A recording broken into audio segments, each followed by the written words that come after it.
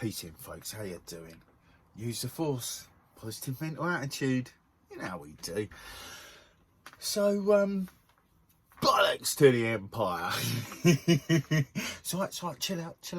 I'm not on one of them today. Today I just thought I'd share with a little bit about me, from my childhood, I guess, really, because after having a conversation with someone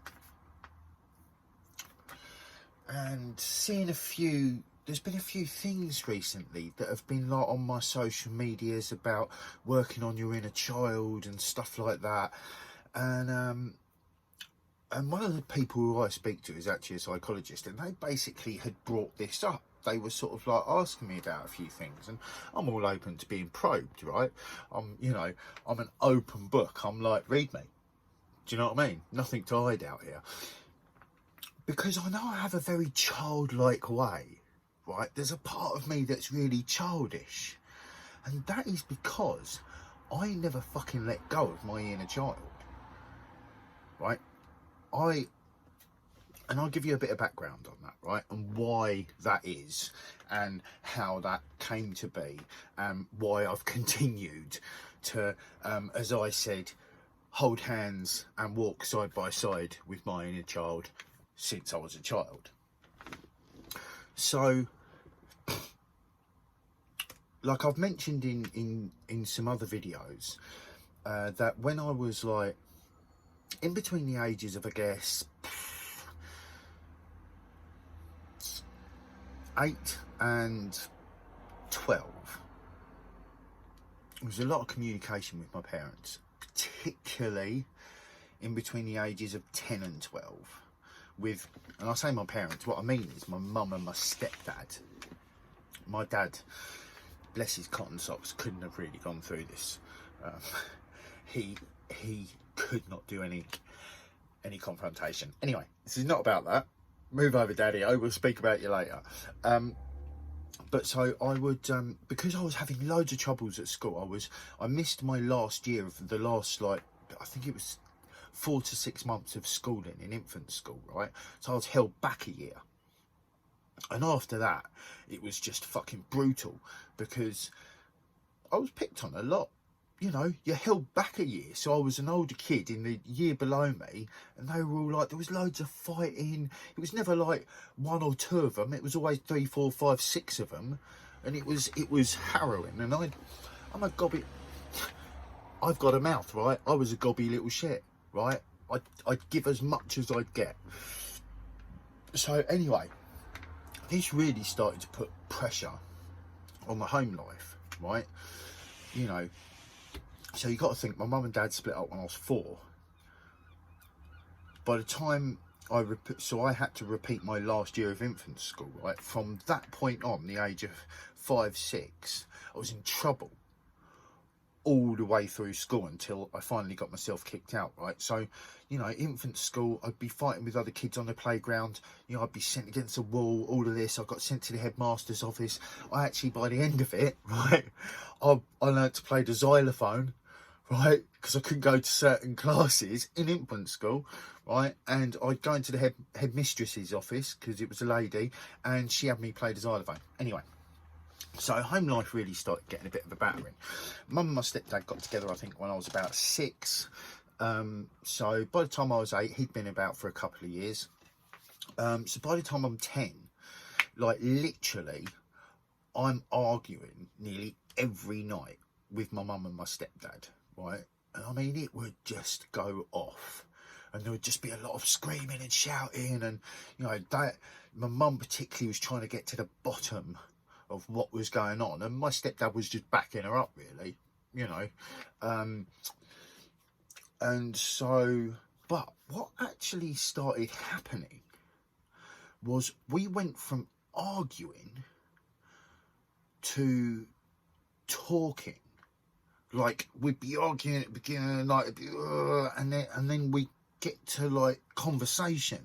Right, you gotta think, it's in between like the age of like 9, 10 and 12, right? So,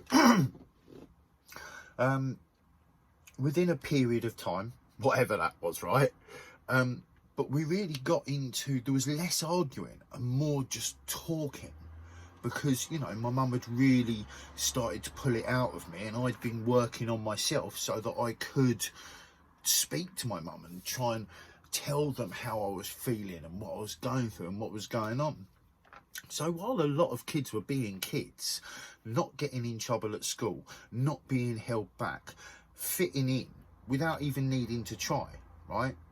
I was not fitting in, fighting and arguing at school, fighting and arguing at home, but then having adult conversations, right?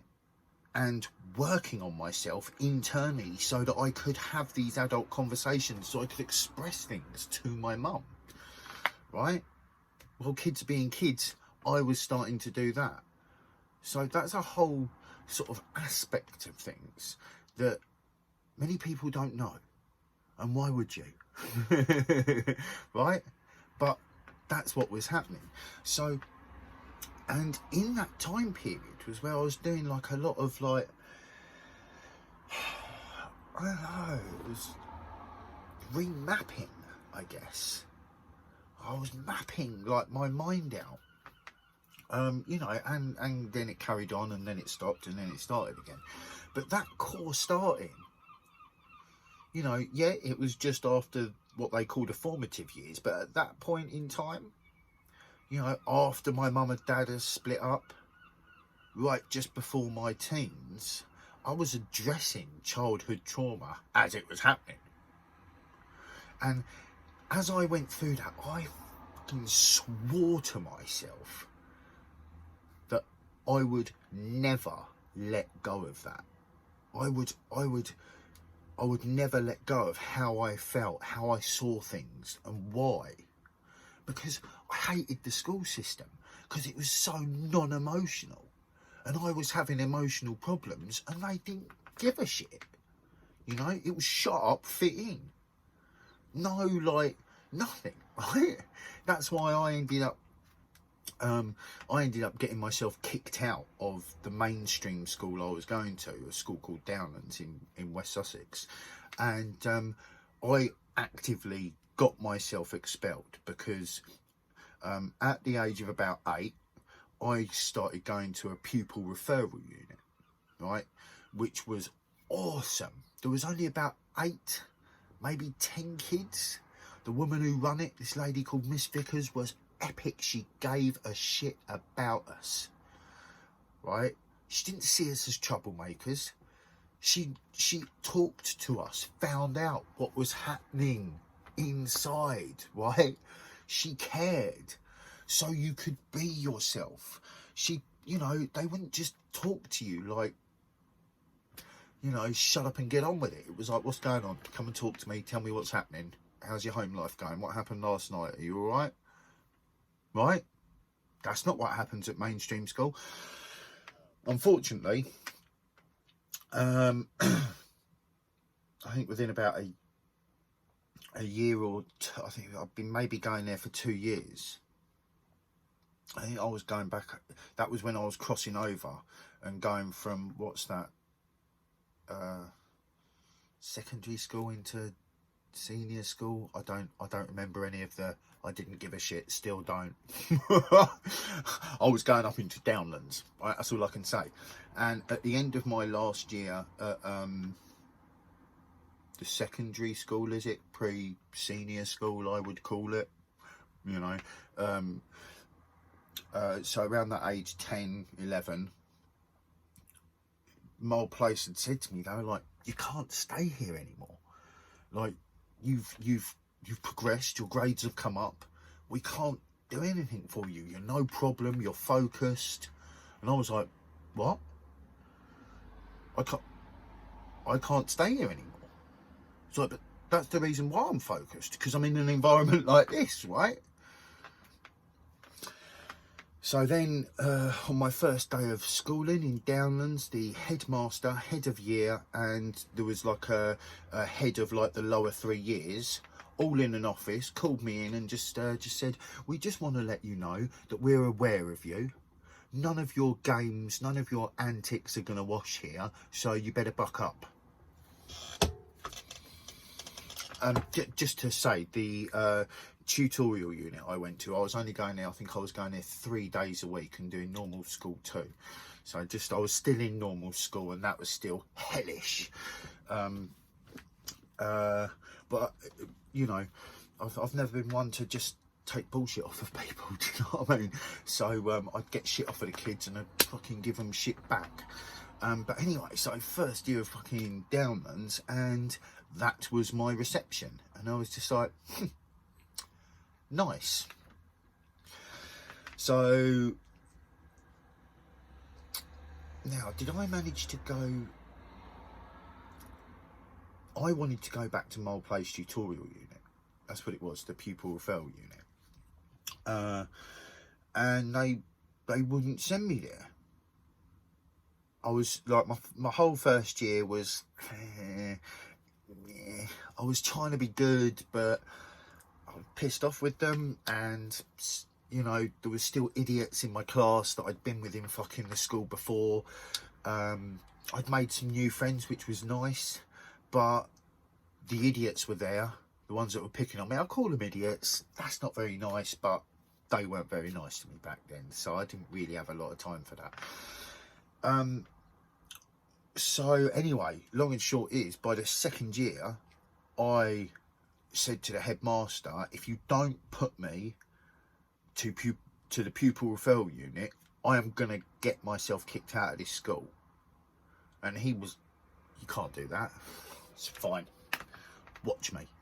So by the end of year 9, the third year in that school, I had got myself expelled. By halfway through year 2, I wasn't in half my classes. By the end of year 3, I was out and doing interviews at other schools, and I just my mum was not happy about this bit, but you know,